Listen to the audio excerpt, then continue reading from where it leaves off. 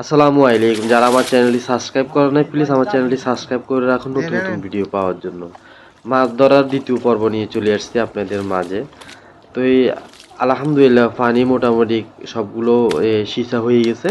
তো এখন মাছ ধরার জন্য নামছি। নামার পর আমি একটু কনফিউশনে পড়ে গেছি যে পরিমাণের পাঙ্গাস মাছ ভয় পাইতেছি, কিন্তু আমি হাতে সেফটি গ্লাস বানিয়ে লাগাইছি। তারপরেও অনেকগুলা মাছে কাটা মারে দিছে আমার হাতে। তো অনেক ভয়ে ভয়ে ধরতেছি।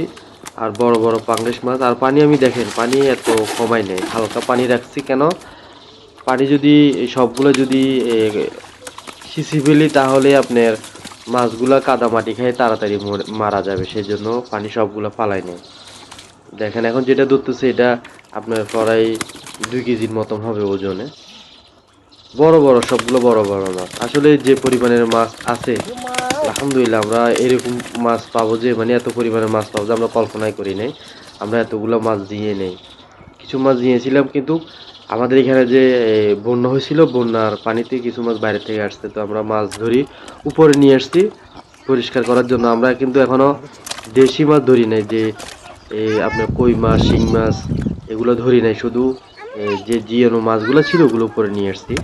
তো আলহামদুলিল্লাহ প্রচুর পরিমাণের মাছ পাইছি। ভিডিওটা যদি দেখেন তাহলে তো আপনারা দেখতেই পারবেন। তো এইখানে আবার কিছু গুল্লা মাছ পাইছি, অনেক বড় বড় মাশাআল্লাহ, মানে অনেক বড় বড় সবগুলার গুল্লা মাছের পেটে ডিম আছে। তো আশা করতেছি ভিডিওটা আপনাদের ভালো লাগবে। আর যারা আমার চ্যানেলটি সাবস্ক্রাইব করেন না প্লিজ আমার চ্যানেলটি সাবস্ক্রাইব করে আমার পাশে থাকিয়েন। দেখেন মানে কি কয়েকটা গুল্লা মাছ পাইছি অনেক বড় বড় মাশাআল্লাহ, দেখছেন অনেক বড় বড় গুল্লা মাছ পাইছি।